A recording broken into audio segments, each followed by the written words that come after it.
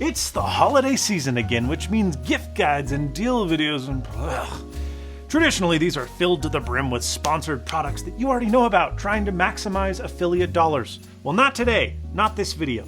I am here to show you 10 products that you, or the geeks in your life, will actually want and probably haven't heard of.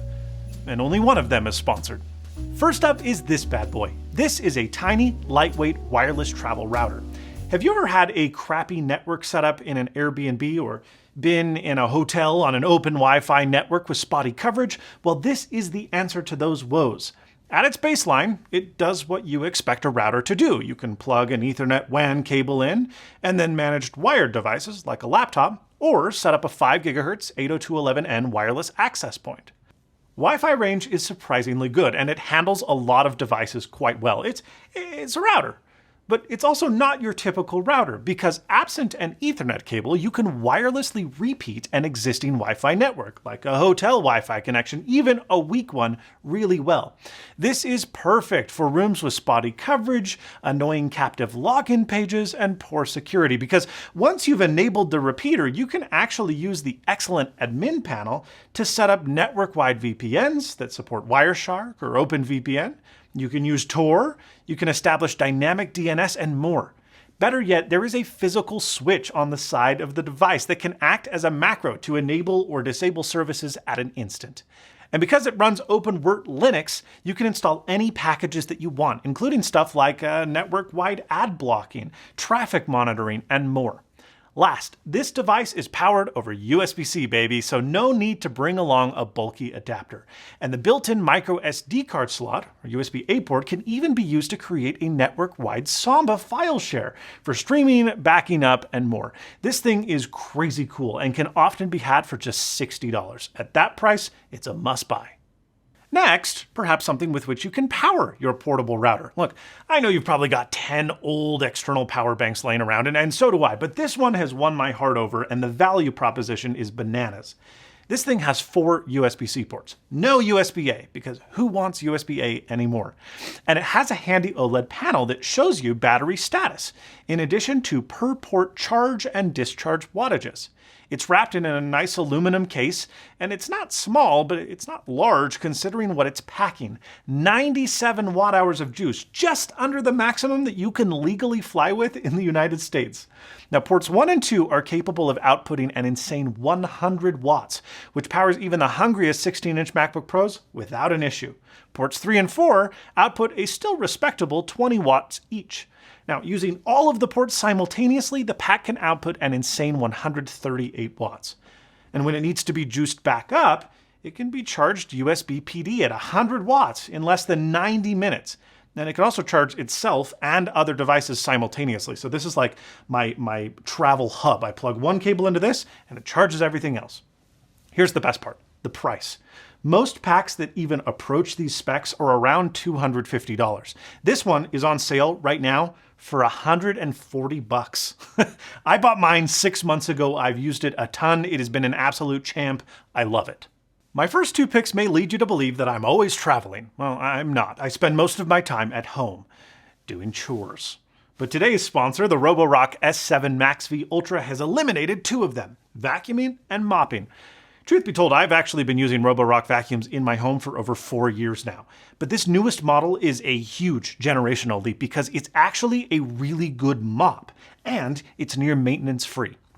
That's because the robot has a dock that not only charges and empties the dustbin, as is common nowadays, but it also allows the robot to turn around and back in for A, refilling the robot's onboard water reservoir, B, auto-washing, scrubbing, and wiping off the mopping pad, allowing you to go further in between changes, and C, cleaning the dock itself so that you can go weeks or months without any maintenance. That's all super cool, but it's not all that great if the robot itself isn't any good. Well, I've tried all the robot brands, but I always find myself coming back to Roborock because their app is best in class and their robot suction and side brushes are better than anyone else's. Well, the S7 Max V takes it even further, with best-in-class AI object detection due to their insane sensor suite. This robot has yet to get stuck since we've gotten it, and it marks objects in the app so that you can address them on your time, rather than making sure that everything is picked up before you start a cleaning cycle and it doesn't find itself tangled up. Those days are over. The robot works around you, not vice versa. And with over 5,100 pascals of suction getting out dirt, hair, and debris, especially out of deep carpet, something that robots have always struggled with, is now a piece of cake.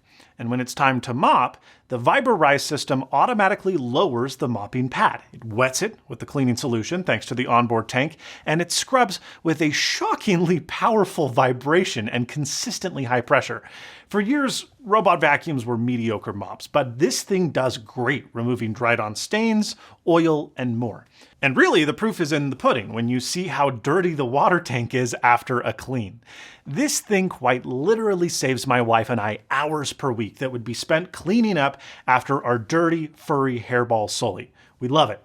The Roborock S7 Max V Ultra is on sale right now for 24% off, making it perfect as a holiday gift. Using the link below supports Snazzy Labs, and you will never look back, I promise. They literally can't pay me to say that. That's how much I genuinely love this thing. It's great. The Phillips screw is an abominable piece of garbage, and I hate it. Quick history lesson. Industrial Revolution. Need for fasteners. Slotted head cheap and easy to make. Problem. Slotted heads suck. Man from Dominion of Canada, Mr. Robertson, patents square screw. Much amazed, very nice. Henry Ford tri-screw. Very impress. Ford want a license. Robertson say no. Rats. Other man, John Thompson, make crosshead screw. Backwards compatible. Ah, neat. He sell patent to Henry Phillips. First customer, General Motors. Wow, big client. Phillips win, the end. Have you ever stripped a Phillips screw? Of course you have, because they suck. They were designed to cam out so that you wouldn't over-tighten them, but use the wrong size driver, a driver at an angle, or a screw made of cheap zinc and you're boned. In the event that you need to deal with a stripped, rusted screw, Phillips or otherwise, you want these, the Engineer Negisaurus gripping pliers from Japan. So throw away your sharper image screw extractor that doesn't work, because these pliers have vertical gripping teeth in a concave pattern. So what you do is you grab the head of a screw, you squeeze tight, and you turn to loosen. It's as easy as that. The handles are comfy, they are spring-loaded, which is nice for the frequent regripping that you'll need to do, and the built-in wire cutter is good in a pinch. These things are a lifesaver and cheap too. This dongle is the best AirPods companion. It makes any Bluetooth headphones wired when needed. Want to watch a show on your flight? Well, easy. Plug it into any device with a headphone jack and you're off to the races. You can even have two people listen simultaneously. Now, if you get the AirFly Pro, which you should, it's the model I have, it comes with this awesome little switch. This changes it from transmit mode to receive mode. Now you can plug this device into your car or your boat's auxiliary jack, pair it with your iPhone, and now it's a wireless aux cable. The battery on this thing lasts 16 hours, and so when you need to recharge, which shouldn't be often, you can just do so over USB-C. It's tiny, it's convenient, I love it, and you should get one. I love cooking, and my newest kitchen toy is this, a chamber vacuum sealer, something that up until a few years ago you would only find in really high-end kitchens. In short, you put a pouch of food or liquid inside the chamber, you close the door, and a vacuum pump removes oxygen from the bag and from the chamber. Then a sealing bar plastic welds the bag shut, and the chamber opens up a valve which forces oxygen back into the chamber, normalizing pressure, but the pouch, which is still under vacuum since it's sealed, collapses. There's no air inside, it is vacuum packed. Now the primary uses for vacuum sealers are A, for food storage, so that you can prevent stuff like freezer burn, but B, and this is where you'll find them in professional kitchens, sous vide cooking. However, chamber vacs have some cool tricks that your regular run-of-the-mill edge sealer can't pull off. For one, they can seal liquid, because they're not removing air from the bag, they're removing it from the chamber. But they can also be used to infuse, extract, and compress. Now, for time, I won't get into the science of it, but you can make pickles, candied fruits, cured meats, you can rehydrate doughs, you can infuse oils and drinks, and tons of other stuff in seconds rather than hours, days, or weeks. They are really cool. This is an SSD. But as I turn it around, you start to see that, wait a minute, this is no ordinary SSD. For starters, it has a screen and a keypad. Why? Well, you can lock down the entire drive with AES 256-bit encryption, requiring a PIN code to be entered before it can be unlocked. And it can't be brute force because of time delays, and the device even rearranges the PIN digits every time you turn it on to prevent key snooping. It's pretty cool. But that's not really why I like this thing. I like that it has bootable virtual drives. This thing can pose as an optical CD, DVD, or Blu-ray. It can mount up to 3 virtual hard drives and can even act as a virtual Windows To Go instance. I store Linux and Windows and utility recovery ISOs on here. I don't have to waste time creating bootable USB volumes, keeping track of a bunch of thumb drives. I just drop the ISO on here and done. Now you can achieve something similar for free using Ventoy, but this SSD, importantly, appears as a bootable disk rather than a USB volume. This plays a lot nicer with older hardware, Macs, and certain game consoles. The model that I've got it's old. It uses USB, micro B. Ugh, remember this thing? It's SATA, so it's not particularly fast, and the documentation is quite poor with a fairly unintuitive UI. They've got a new model that's just an enclosure that you can populate with a 2.5-inch SATA drive, and it's got USB-C, which is certainly more future-proof and the one to go with if you're interested in this super nerdy SSD. And if you didn't understand what I just said, well, you don't need it. If you've ever done fine electronics work, you've no doubt heard about Helping Hands. It's basically a platform with flexible, bendy arms that you can use to hold stuff. Why? Well, it's because typically when you solder, you have an iron in one hand and your solder in the other. The problem is that all of these Helping Hands kind of suck. But not this one. This is the OmniFixo. It has spring-loaded hands that open much wider than an alligator clip, and they also don't leave bite marks. And then these attach magnetically to these little magnetic pucks, which allow for near infinite positioning and articulation. Then the magnetic pucks attach to the base plate, and you can see where this is going. You can get really crazy with this stuff. And there's a lot of features you wouldn't even think about, like inverting these pucks adds or removes your ground, which is super cool. And you can even attach leads to the conductive clips to perform component testing and continuity checks without having to poke things with your multimeter. It is super cool, and it does so much more. I've only bought one of these, but I've already ordered more. Check out some of their videos that they have on their website to show what these things can do, because I've only scratched the surface. I love my Steam Deck, okay, but it's quite unwieldy. I don't ever travel with it because it's so huge. And frankly, for the same reason, I don't much take it away from home. And at home, I have a full-fledged gaming PC that I usually choose to play on. When I'm traveling or out and about, I've historically brought my Switch OLED or Nintendo 3DS XL. But when I want to play something portable and cheap, when I'm not in with my bag or whatever, that I'm not worried about losing, I use the Anbernic RG535V.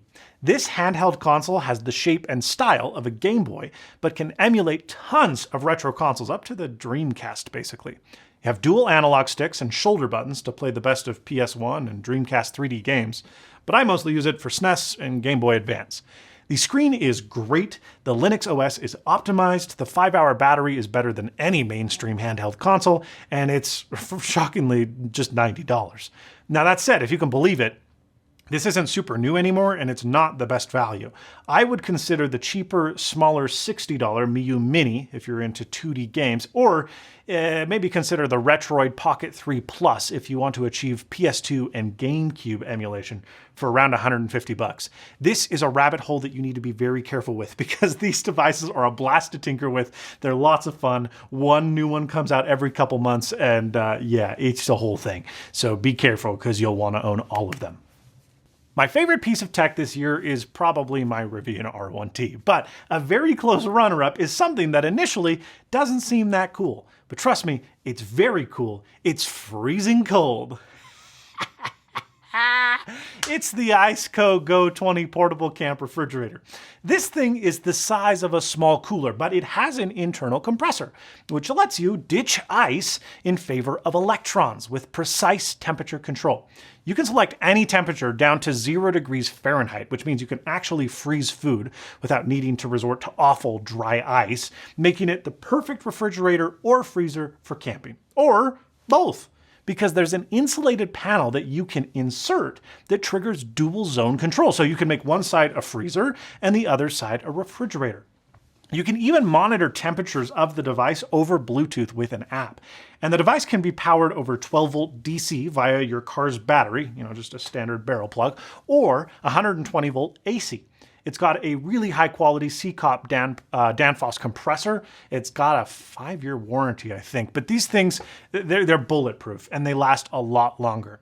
Now, when we're not camping, which is most of the time, I've been using this in my house as a drink cooler with the temperature set just right on the edge of freezing. When you get those little tasty ice flakes and it makes you drink like a slushie, which you can't do with the fridge, but if you put it in the freezer and you forget about it and your drink explodes, then your wife yells at you, yeah. This thing is great and it consumes very little power. When we were camping, I ran it off of a 200 watt-hour battery in the dead of summer for 24 hours. And even though my cooler is pretty small at 20 liters, it holds more than you think because ice displaces a ton of room inside your standard cooler. And you can also pack more compactly here. But really, the compressor is the expensive part. So if you need a larger one, they sell them, and they really ain't that much more money. If you couldn't tell, I love this thing. And I love you. Thanks for watching. Leave comments down below on some of the gadgets that you love that people may not have heard of. But most importantly, and as always, stay snazzy.